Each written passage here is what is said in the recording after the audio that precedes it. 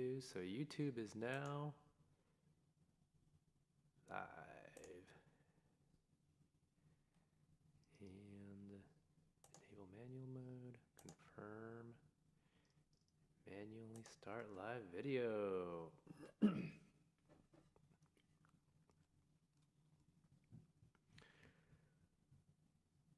And we are live there as well.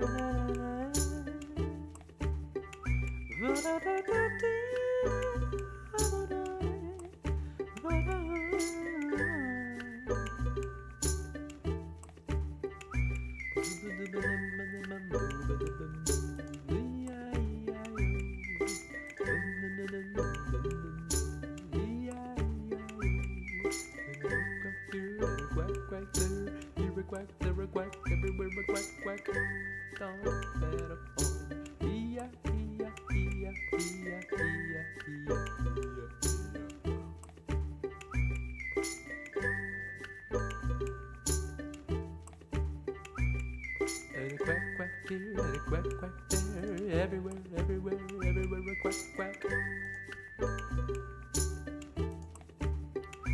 Everywhere, a quack, quack, quack, quack, quack.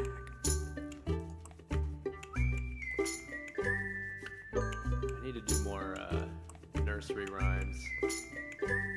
These nursery rhymes are the best. Boom. Live with Michael.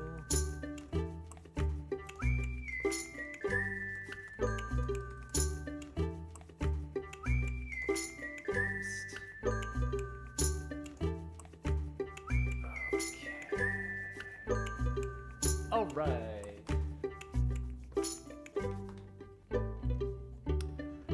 Hello and welcome to another episode of Cup of Joe. Sahil, what's up? Great to have you here.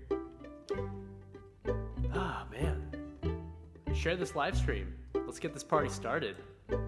Bottom right hand corner, you can share to your profile, get other people, get your friends, invite your friends, send a link to them. Yeah, let's get this party started. Hello to everyone on Twitch. Hello everyone on YouTube. Good morning, Kim. Of course, please feel free to drop a comment in the comment box.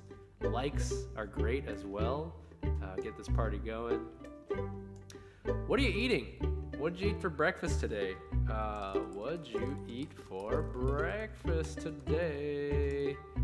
I ate, I had some egg rice, which is like kind of a go-to for me.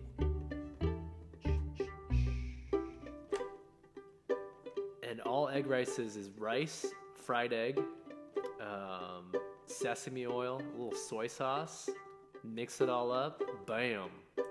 Breakfast of champions. Breakfast of champions. All right. Today's theme is self-love. Obviously, tomorrow, I believe, is Valentine's Day. We are here in Portland, Oregon, completely snowed in. I'm in the basement actually, so you can't really see it, but it is like many inches of snow outside. It's really, yeah, it's a lot. So it's nice. It's nice to be warm, cuddled in my sweater here with you, talking about love. So today we have a special guest, of course, as we do every week. Today's guest is theater maker, activist, and drag performer Michael Cavazos. Let's go over to Michael and say hi. Hey, Michael. Whoa! Yes, making that theater. Amazing. We'll come back. We'll come back to Michael. Wow, that's amazing. Yes, Justin, oh my gosh, Justin, how's it going? Just wanted to say it's awesome and see everything you've been doing. Justin, it's so great to hear from you. I hope you're doing well and skying some fools. Justin is a former student of mine. I used to teach high school English, and I also coached him playing Ultimate. And Justin, he was so self-sacrificial when it comes to grabbing that disc for the team, laying out, jumping over people, etc., etc. So, Justin, great to have you here. Tell all the other people, tell all the other teammates that Joe's doing this weird thing. Kim had some toast with the bread you made last night. Nice. I assume a lot of people are out there making bread because we're basically a year deep in the pandemic now. So, gonna turn off my notifications, so you don't have to hear Wait. Yes, that's the note. That's the note that breaks us out of our meditations. Nice. Okay, let's move on. Let's go forward. I'm gonna start off this.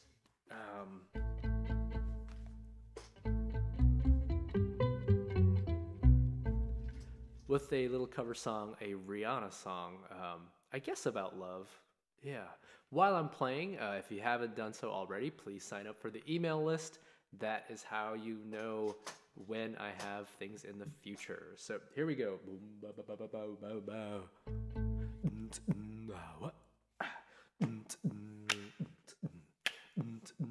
There we go. 2.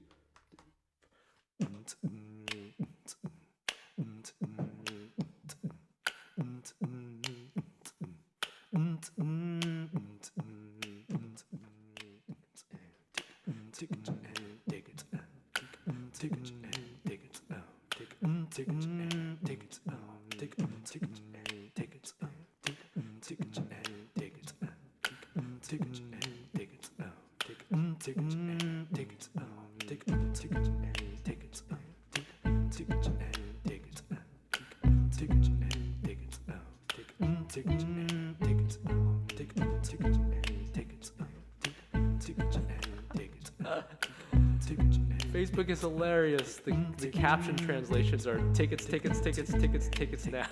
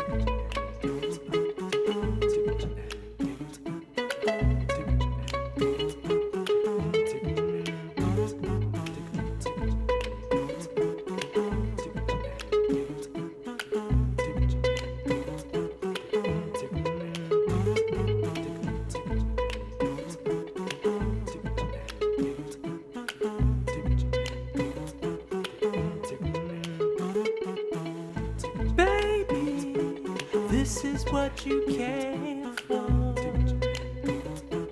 Lightning strikes every time. Everybody's looking at her, but she's looking at you.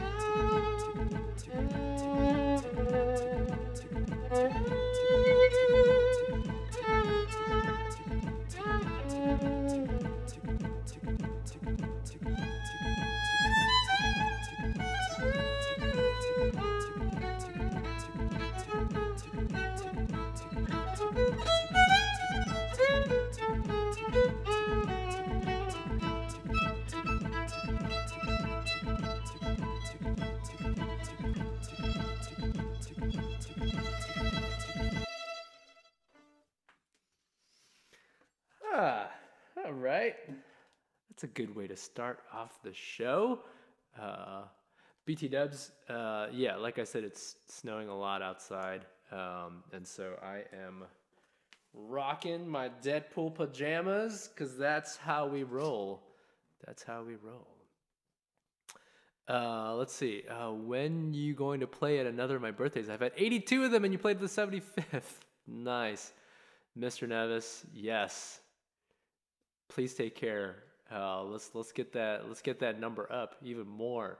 Justin, we are. Let's see. You're in Texas, still playing a lot of Ultimate. Great, awesome to see you streaming here.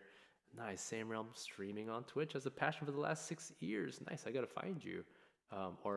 Yes. And Kahulin. Nice. Sending love from Eugene, Oregon. Yes to all of the Oregonians everywhere. All right. Here we go. The time has come. If you're on the email list, you would know.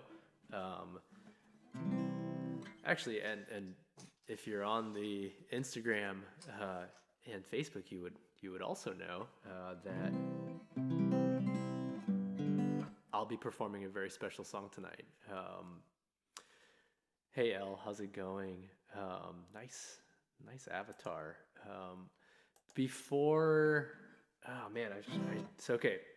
Yes, Valentine's Day. It's why only love on one day of the year when you can love so many days of the year. This is a song that I wrote and performed for my partner Natasha at our wedding. I should have prepared something, but she's taking care of the twins right now, so it's not like she can hear anyway. No problem. What's up, Brian? Yeah, all is well. Nice. Okay. I'm just gonna talk a little bit off the cuff about love and about my relationship with Natasha. I met Natasha when I was a sophomore in college, and at that point in time I was a bouncing off the walls kid with a lot of emotions, and also a real sensitive need for affirmation. I was also very, I think, frightened of myself and who I was. This was at Yale University, and so I just constantly felt like I wasn't good enough. I wasn't American enough, or I guess I wasn't American enough. I wasn't peacoat enough. And I think Natasha provided, when I first met Natasha, she seemed so sure of herself and who she was. And I think that was one of the most attractive things about her. We got married, so that was 2007. We got married in 2012. We did long distance for 3 years. What the fire truck? It's crazy stuff. I would not recommend long distance for 3 years. And then we got married in 2012. I moved to Seattle, and we started our life together as a wedded couple. Since that time, I think we've become a lot more like each other. I think I've gotten a lot more confident in who I am and able to provide myself with the emotional stability and confidence. But it's been a learned skill from Natasha. Yeah, and I think she's learned to relax a little bit.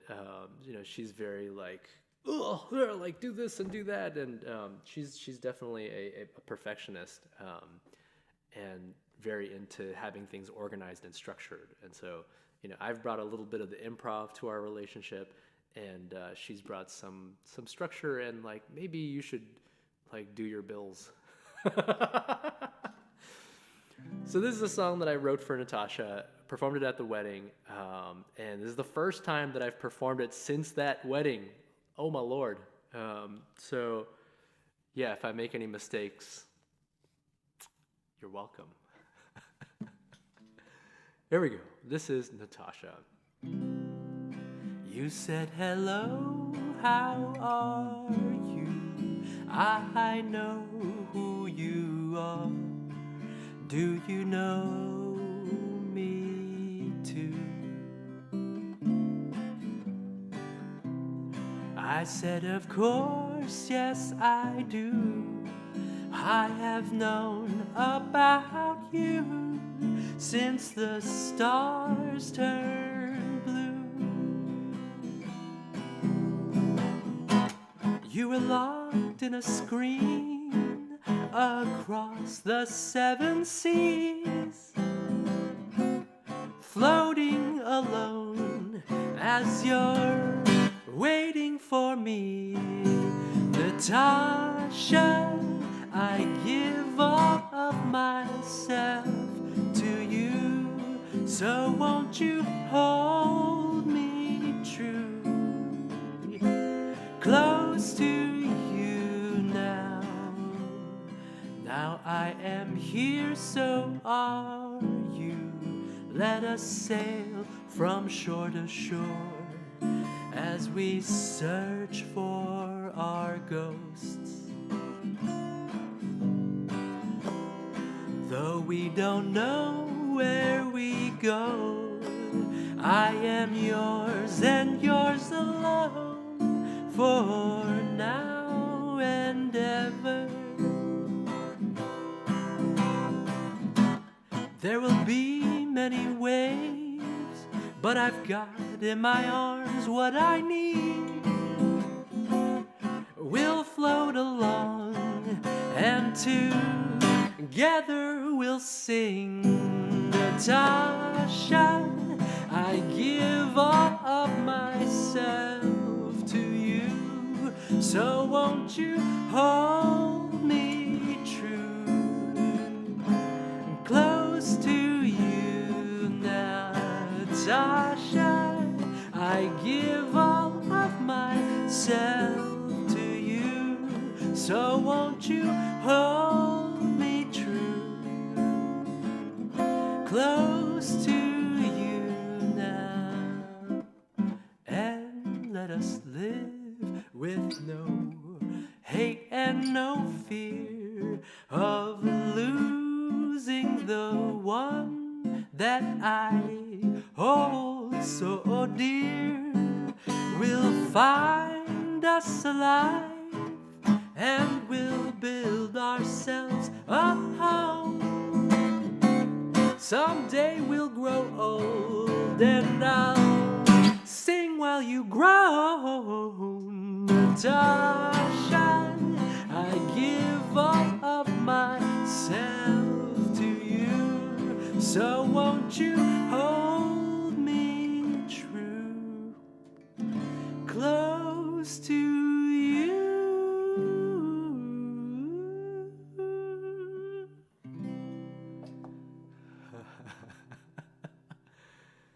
Oh man, that takes me back. Everyone out there who has a loved one,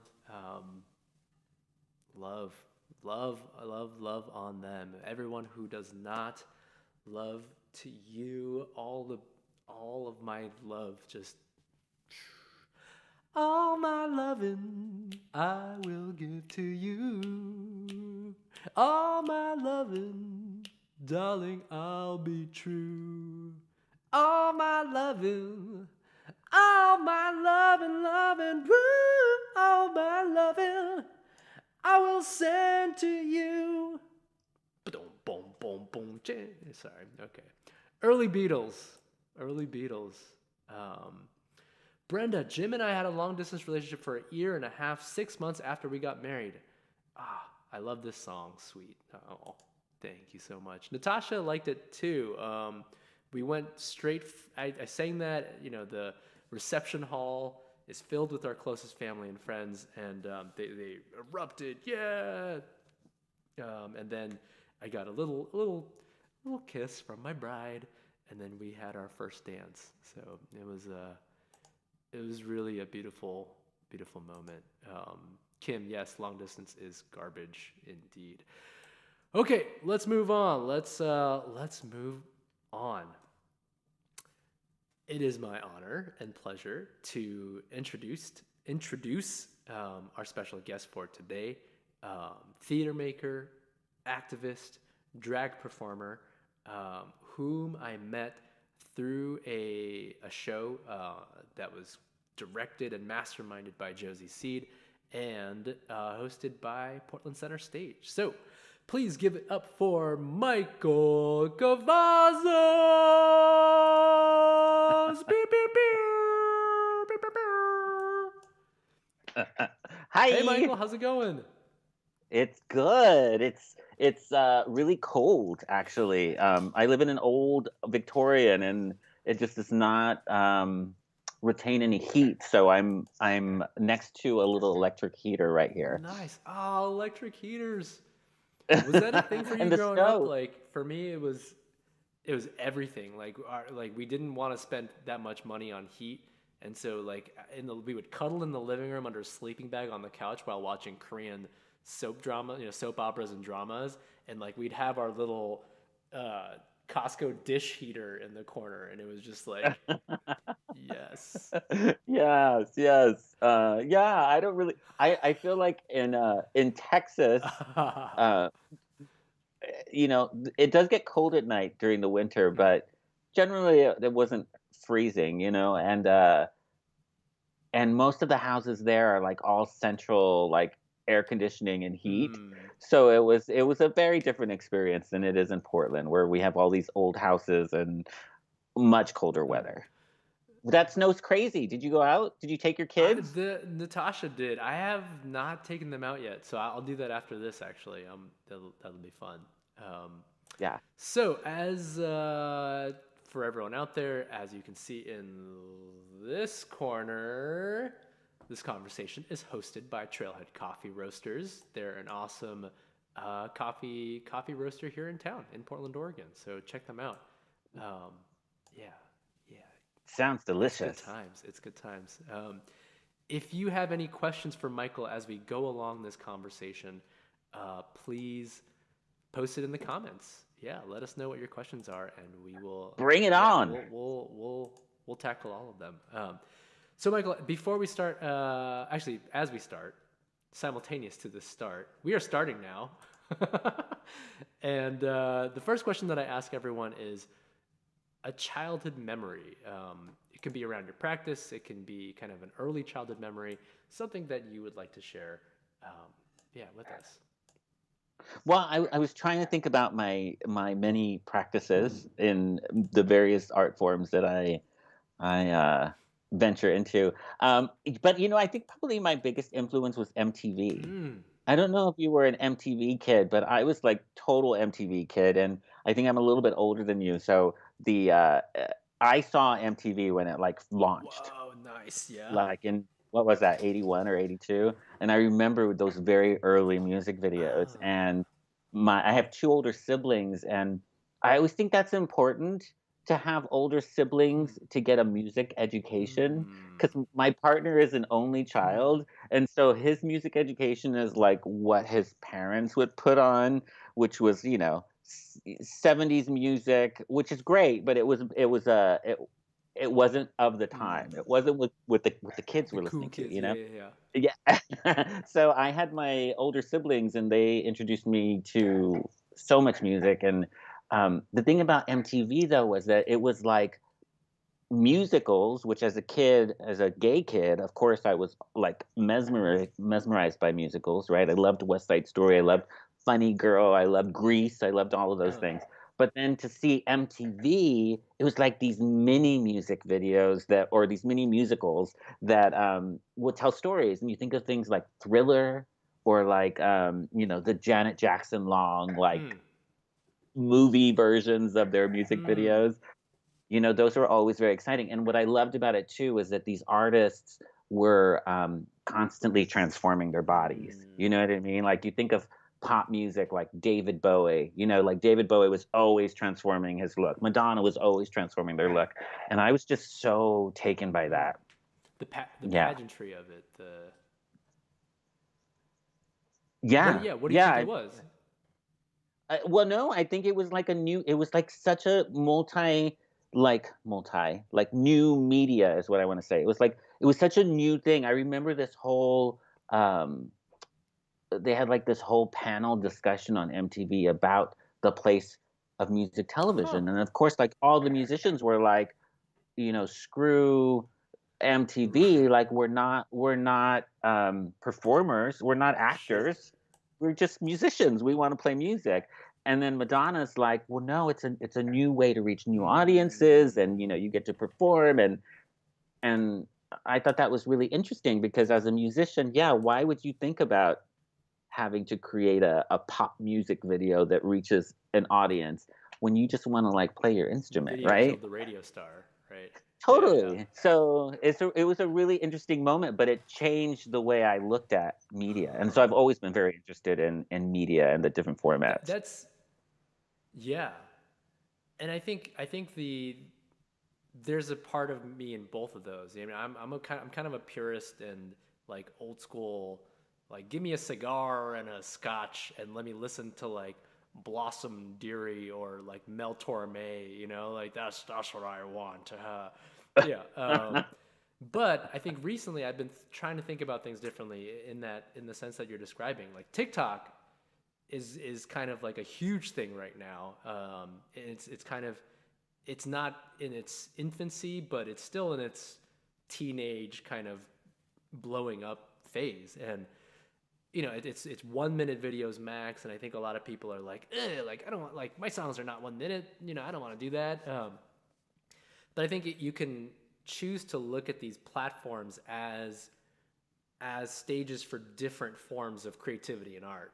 Um, Right. yeah, as Absolutely. Madonna was doing.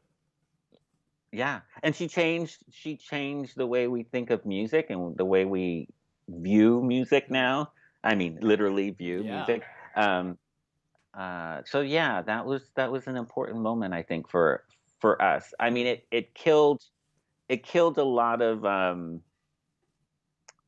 don't know. It just changed the landscape, and I don't know if that's good or bad. For me, it had a great for impact. sure, for sure. I mean, and you can't. Yeah, it always changes. Things are always changing.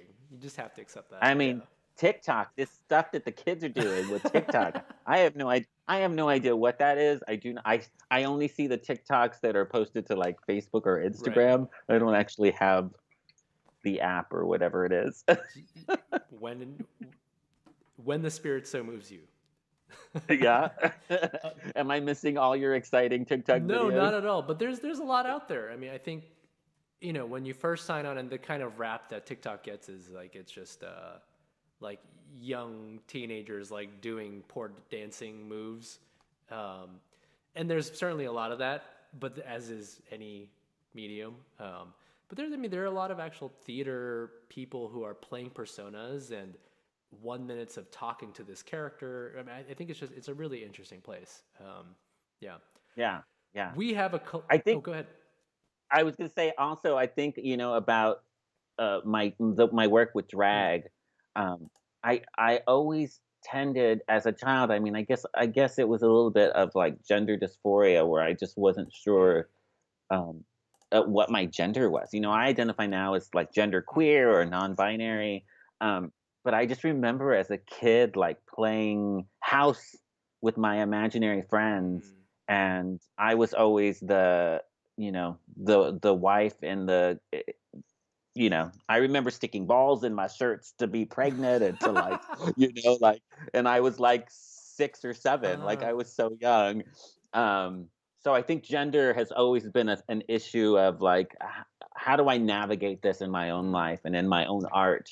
And so that's kind of a moment where it began. Nice. Well, let's hear some of it.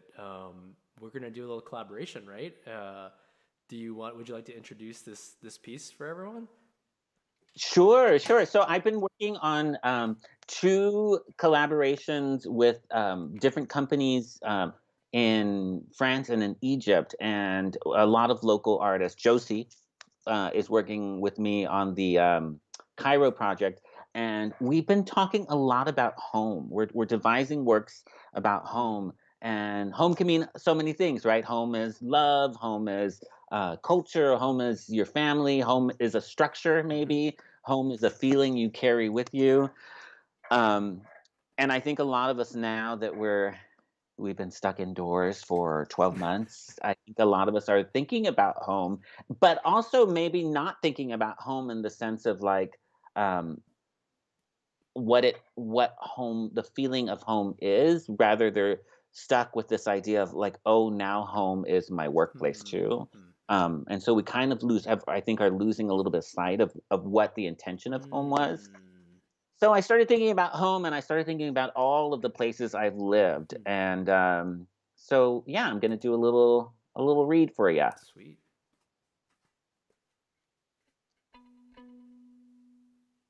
Here we go. I was born on the south side of San Antonio, Texas. My parents lived in a white house with a backyard lined with bamboo trees. I don't remember it, but I have a picture of me learning to walk, an older cousin leading me by the hand. When I was 3, we moved in with my grandmother, a big yellow house with a large porch, beamed ceilings, and 2 floors of rooms. My Aunt Helen and her 3 kids were already living there, so there was no room for us. My brother, sister, mom, and I all slept on mattresses on the floor in the dining room. Then we moved to Hermitage Street. I was 3. The house was cold. My Aunt Consuelo and her family owned the house, and she graciously allowed us to live there. We were like squatters with no hot water and no heat. My mother wrapped us up in blankets and coats at night. When I was 4, we moved to Anton Street. It was a nicer neighborhood, still poor, but white poor. My friends were all blonde and pale like the brick of the house. I climbed the metal poles in the backyard that held the clothesline my mother put our laundry on in the summer. In the winter, we walked with loads of laundry to the laundromat where I begged for change to get a gumball out of a red machine or maybe a fake tattoo or small surprise in a plastic bubble. When I was 8, we moved again. This time to Steve's Avenue, where our house was blue and white and on a busy street. I had to look both ways before crossing. The house was much bigger and allowed us all to have our own rooms. We didn't have much, and so my mom became accustomed to moving the living room furniture around every few months to make it feel new again. I came out to my family there at 17. Roseanne was playing on the TV, and I cried before running up to my room with the wooden walls covered in posters of far off places. When I was 18, I moved away. I lived in a dorm in the back bay of Boston, Massachusetts. My roommate Brian was from Ohio, and our window looked out onto the Charles River. I'd never met so many privileged people and longed for that blue and white house back in San Antonio. When I was 21, I moved to Los Angeles, California for my final semester of college. I lived just outside of Burbank in a temporary apartment complex that my college rented. My neighbors were mostly young people being housed by studios in Hollywood as they worked on a new film or TV show. When I was 22, I moved back to Boston and lived in a basement apartment with 4 college friends. My room was tiny and I slept on a futon. I fell in love in that apartment. Johnny was his name. We smoked a lot of pot. Later that year, I moved in with 2 college friends in Brighton, Massachusetts. The apartment was so small that I shared a bed with one roommate, Priscilla, who was like a sister. It was only for the summer. Our other roommate was a stripper and dyed her pubic hair purple. After the summer, Priscilla and I got our own apartment on Huntington Avenue. We had our own rooms, but our beds were still shared, this time with our boyfriends. We were still so young, but thought we were so adult, taking the subway to our office jobs. At 23, Priscilla moved away, so I moved into an apartment with 3 other people in Somerville, Massachusetts. One of my roommates was my boyfriend, Johnny, and we spent most of the time at work or locked inside our bedroom. But things changed here, and our relationship ended. At 24, I left Boston for New York City alone and slept on the floor of my friend's basement apartment on an inflatable mattress for 4 months in Astoria, Queens. At 25, I got my own place in Astoria and lived above a Greek social club. The smell of cigars and cigarettes seeped up through my floor. I was happy in the tiny space until they decided to sell the building, and I had to move. At 28, I moved into a basement apartment down the street from the Greek club. The family who rented to me had 2 kids and were divorced during my time there. The apartment was small, but everything in New York City is small, and all my friends were living in similar ways. I was just happy not to have a tub in my kitchen. At 30, I moved in with 2 friends to get a beautiful home with a yard and 2 floors of space. Craig and I were doing a lot of drag at this point, so our basement looked like a drag queen exploded. Wigs and dresses, heels and makeup poured out of our closets and into the large room downstairs. At 34, I fell in love again. I moved into Rad's apartment in Ridgewood, Queens, with his cat. It was not gentrified yet, so rent was cheap. It was a spacious railroad apartment with one room leading to the next. Our apartment was just above a hardware store and overlooked a busy street that had colorful street fairs every few months. At 35, Rad and I moved to Portland. We lived in a small apartment on the southeast side. The city felt claustrophobic to me and slow. Our neighbors were pizza makers and tattoo artists. We got engaged there and filled the space with art we loved. This is where I began painting, where I lived when I totaled our car, and where we really became who we are as a couple. Now, Rad and I live in an old Victorian built in 1901 on the northeast side of Portland.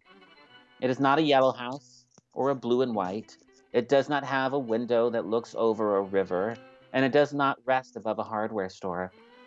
It is purple and green and has a manicured yard because the basement is rented to a gardener. It's just us and our 2 cats. In the backyard, our trees drop plums and pears every summer. We make art here.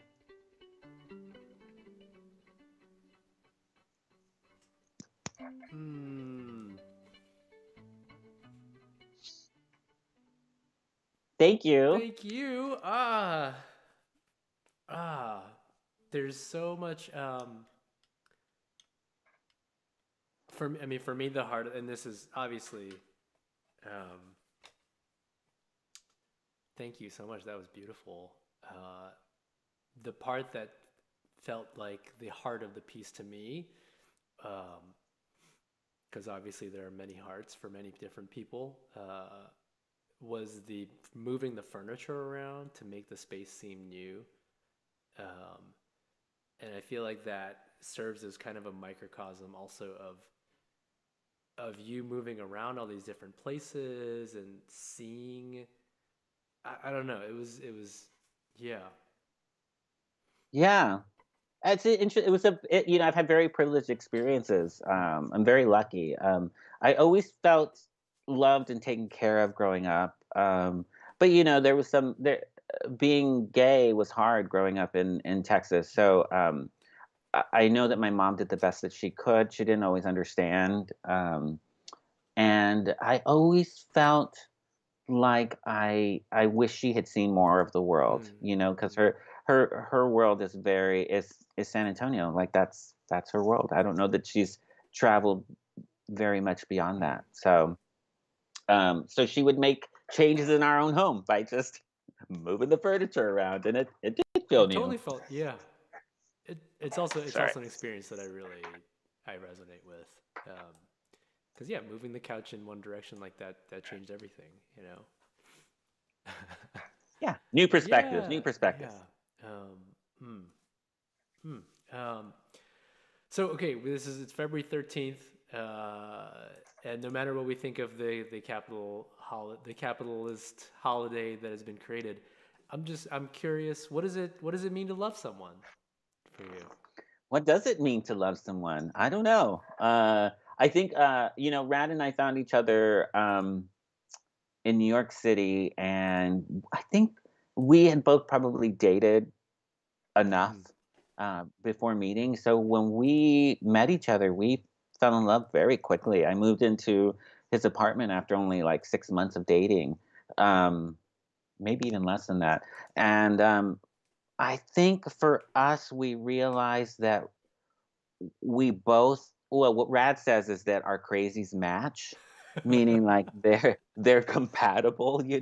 Like we both realized that we came in with a lot of our own baggage. We both were were about listening and open communication and honesty and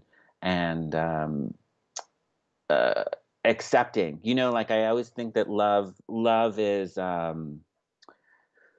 what's the word when you have no um I'm blanking. But yeah, I mean, I just think that it's really about communication. And so for us, it was always like we just kind of got each other, and we were okay with each other having our own space and lives, you know. And so like when we get together with friends, he has his friends, I have my friends, and then we have our friends, and we still manage to do very different things. He's an early riser, and he goes to bed early, and I tend to go to bed very late. So like, so we even in this pandemic time, we have found space for each other to like, you know, I'm up late, he's in bed, so I can work on things that I want to work on and focus what I want to focus on. And in the morning, he has his own time, and he's also very active. I tend to like to you know, slouch around the house, whereas he's like, I'm gonna go for a run today, or I'm gonna go do yoga now, and I feel like a slob basically. But we complement each other in that way, which is Right. really really good. When I see Yeah. Rad walk by, he's always wearing like a cutoff. Oh yeah, he's like so relaxed. Like he works at OPB, Oregon Public Oh, okay. Broadcasting, and he always says, I I totally brought the dress code down there because he is rad. He's who he Right. is, and Rad. he dresses the He way he looks like a dresses and surfer has dude. I mean, at least obviously that's just him at home, but you know, every time I see him walk by, I'm like, yeah, oh, there goes a surfer. He's gonna hit the waves, you yeah. know.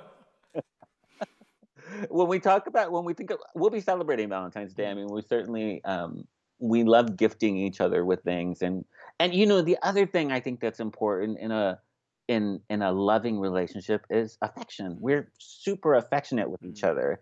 Um, you know, I don't think there's a day that goes by that we haven't told each other we love each other at least twice in the day, if not more. Twice. You know, yeah, we like to remind each other, and we really lean on each other. And I think, you know, he's an only child, and though he has family here in the Yep. Northwest, he we don't see them very Sure. often, so so we really rely on each other. All my family's back in Texas, so he is my family here.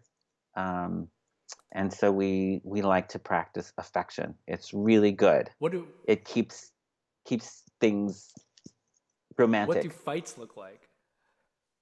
We don't fight. I What? mean, well, I we don't. I mean, I don't know that we fight. We will. There will be moments of discussion where we get very passionate about our own feelings, but I don't think we fight. Like, there's Huh. not like a, oh my god, you're an asshole, how could you do that kind of Sure. fight. It's more like, sorry, can I say that? Sure. It's more like, I don't agree. Hmm.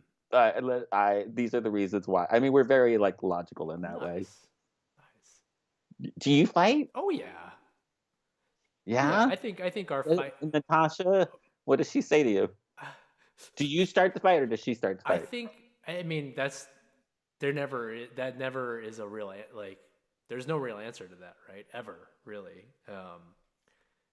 And I'm completely seriously, right? There are moods and postures and kind of emotional stances that I think in combination create the fight. Um, so I think it's hard to say Mm, like one person started the fight necessarily. mm, yeah, yeah, I yeah. think in general, like I tend to be um, defensive and sensitive, but that defensiveness can also come out in self righteousness and like moral high grounding. Um, whereas Natasha can be like quicker to anger and more offensive, like more, well, like let me just poke a bunch of like holes in your argument. style. She's like a really great seminar arguer. Yeah, like this, and I'm like, I'm like, meh, meh, meh.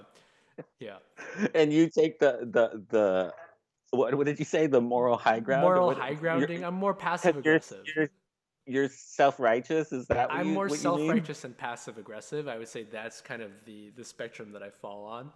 Um, they go hand in hand, really, right? If you're passive aggressive, you're still sending out aggression, but in a way that is veiled and allows you to still hold on to your own concept that you're still being good. Um, Mm. so yeah, Yes, that's what yes. it looks like. Okay, so you I yeah, think, go ahead. but don't you think that when you learn, like you've been with Natasha now for many, many Mm-hmm. years, right? Yep. Um, don't you think you know what the mood switches are? Do you know what I mean? Like, I think that's probably why we don't argue so much. Is because I can tell. Oh, Rad, there's something going on at work. He's a little grumpy today, so I'm gonna go do this. Sure. Like you separate yourself from having to get into a situation where you argue. Don't you do For that? sure, definitely, definitely. I mean, yeah, there's space making, but which is also hard to do. Which is which is hard to it's hard to do during a pandemic, obviously. And then we have twins that are a year and a half old, so there's a really intensive project that we're doing together constantly, and it's utterly exhausting. So, but I think those are the things that we recognize, right? I think we're much swifter to be like, you know what, we're both super tired right now, and what happens in our most tired moments, like you can get angry, I can get super self-defensive, et cetera, et cetera. Yeah. Yeah. Nicole Fish is watching, and she's seeing this dynamic. Your description of your blah blah blah are exactly like her partner and me, etc. Yeah, I don't know. Oh it's a thing. no. Let's move on. I want to talk a little bit. We could talk so much about the intricacies of relationships, but you have this amazing Instagram account called Faggotry. I said it. I said Yeah. it. Oh my God. How offensive. How could you say that? It is faggotry. That's correct, and it's spelled with a ph. The idea was to reclaim the term, the derogatory term, and do you remember years ago when fat turned into phat, Mm, fat? So this is my gay version of fat. It's faggotry with a ph. nice. Um, yeah, I love it. It's fun. I love Instagram. I love media. I love the way everybody has their little 15 minutes, like Andy Warhol said. Well, so what is yeah? Tell us what that for viewers out there, like what is faggotry? What is the feed? Well, I mean, the feed is like my life typically. Mm-hmm. I mean, you'll see pictures of my cats, and you'll see pictures of me and my husband, and you'll see. I'm doing this whole series I call Gay Face, um, also with a PH, Gay Face. And I like to put my faces on, famous or iconic people that I admire or that I somehow relate to in some way, or I wish I could be like, or want to, and it's a reference to drag. It's a reference to this idea that, you can put on anything. What is the RuPaul saying? Everyone's born naked, and after that, everything is drag. And that's, I mean, yeah, it's just a reference to gender construction, what we wear, and how the world perceives us. Identity construction too, right? I mean, Yeah, yeah. for sure, for sure. So lately, I've been trying to do a lot of Latina um, artists, or I know I have like a judge in there, and I have an astronaut in there, which is really Mm. cool. Just to enlighten folks about like the various Latinas in the country that have been doing some great work, because I feel like,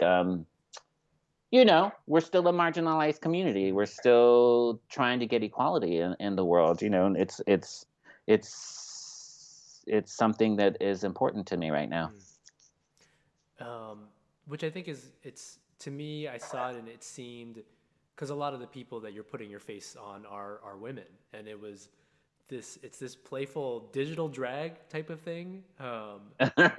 Yeah. So I mean, can you tell us kind of how drag started and why what has been appealing to you about drag? Yeah, I mean, I started doing drag when I was in college. I was a freshman in college, so I was going on an audition, and it called for a drag character, and so I decided to get in drag, and all of my sweet mates, all the girls in my, and they're girls getting so excited to put boys in dresses, so they got me all dolled up, and I went to my audition, and it was great, and I don't know, there was a sense of empowerment, there was a sense of, I went to a very privileged white performing arts communications college. So it was, I felt disregarded. I felt unnoticed. I felt, in my brain at the time, I was coming from such poverty that I felt like insignificant. Like I was just the poor brown kid that nobody really noticed. So when I first got into drag, it felt like, oh, suddenly people are seeing me, and people are so intrigued at how brave I was being. And I guess it was brave. I guess it still is brave to do drag or to be gender nonconforming. Um, but this was the '90s, so it was a little bit. It was very new. Ellen hadn't even kissed on television yet. It wasn't very new. I mean, drag has been going on for hundreds of Right. years, but it's just it was new. It was a new thing at the time to be with a bunch of 18 to 20-year-olds and have this little boy, Latin boy in drag. And it was exciting, and it led me to other things, and it empowered me to be brave, and it it affected the way I perceived myself. It affected who I would become, and it gave me the strength. Now I don't do drag nearly as much. A lot of it is because it was such a hustle, and it requires so much time, and it can be painful. I mean, there's a lot of like pulling Sure. and taping and all of that stuff. Well, who have you become now? I mean, you said kind of drag helped you become who you are now, and I'm curious. Yeah, let's dive into that. Who? I just feel freer to be without needing the makeup. So gay face is the gay face thing. Going back to that is not really drag in the same way as the drag I was doing. Like, I mean, I was doing full makeup. Now I just throw in my boy face onto these women's Right. bodies, so it's a little bit different. But yeah, no, it's about I learned to love myself in a way where I didn't need the accoutrement to feel strong or to feel like I was worthy of being noticed. I can take up space as myself, and I also think it gave me a voice because I realized I was a representative of a marginalized community. So I became very vocal. I became an activist. I was doing a lot of that. So once I pulled it all off, I realized that was all still in me. I was still the same person. I was just not covered in pounds of makeup and crazy hair. But I think leaning in that leaning towards the pounds of makeup, right, and the crazy hair, etc. It was a vehicle, right, for you to encompass your full self. Yeah, I mean, it was definitely a way to find myself. Yeah, and it helped define me and what's important to me. Gender representation is drag. I mean, anything you put on is just I mean, why did you decide to pull out that sweater today? Right. So it's like we just I don't know. Yeah. It's a thing. It's a No, thing. It's just a thing. for sure. I mean, yeah. I feel very lucky to be gay. And to be effeminate. And that's a weird thing in the gay community because I think most people think that masculinity is more attractive. Masculinity is more on a hierarchy. You wanna find the masculine gay man. That's somehow better because femininity is not better. Mm, Femininity is somehow regarded as lesser than in our yeah. culture. But I feel very lucky because even though I was, may have been bullied or I may have felt threatened at times in my life or even been in dangerous situations where I didn't feel safe, um, I had the luxury of being able to explore my Mm, gender. I had the luxury of being forced really to think about who I am and what I represent and who I want to be. And I don't think everybody gets that mm, opportunity. I think they think, "Oh, I'm supposed to do this. I'm supposed to look like this. I'm supposed to go to work and dress like mm. that, and I have to do this." And so um, it becomes a cycle of same. And who wants to be matchy matchy? No one wants that. We want to be different and embrace difference, right? It's convenient. It's It's easier, easy. right? And I think there is a certain allure to that. But I think in doing so, you're trading off. There are a lot of trade offs. You're sacrificing the full extent of your personhood um, in doing so. Um, so what are you working on right now? Yeah, what are you working on? I'm working on all sorts of How things. do we follow you? So you can certainly follow my Instagram account. I always post there, and I'm on Facebook as well. My website is michaelandthecity.com, michaelandthecity.com, where I'll post things that I'm doing. But right now I'm working on, I mentioned earlier, a couple shows with artists in Cairo and artists in France. And those works are still in development and will go on for a while. And probably won't be seen for another year or Hmm. so. Whereas I'm working on a project called This Town, which is through hand to mouth. There's a lot of ART artists also involved. So I'm excited about that. And that'll probably open in the next year. But most thing coming closest is I'm co-directing a show called Bad World, and it's just this really moving, touching story about sexual assault. Hmm. Um, it's a musical, and we've got really four brave, amazing performers in the show. And I think it's gonna really strike a chord with a lot of people. Hmm. Um, and that will be released sometime in March or April, the cast album, and then we'll actually do a production of it, which was halted because of COVID. Hopefully next spring. michaelandthecity.com. That's right. Follow along. Michael, it was awesome having you here. Yay! I wish I had one that says "I love Rad." Uh, give my best to Rad. Thank you, Hand to Mouth Theater, as well for hosting the conversation. And yeah, we'll talk soon. Yes, good to see you. Thank you so much for having me, Joe. Sounds good. See you soon. Bye. Bye. Ah, ah. Michael's fantastic. All right, so we have in 2 weeks contemporary dancer Ching Ching Wong, who moved from Portland to Philadelphia. We'll be checking in with her, and we'll talk about homemaking. What does it mean to make a home after she spent so much time in Portland, moving to a whole new city right before the pandemic, and what that means. So do check in. Thank you, of course, to all the CupOJoe supporting partners, including Bravo Youth Orchestra and Trailhead Coffee Roasters. And to close things out, I'm just gonna play a little bit of violin. You know, this is romantic, right?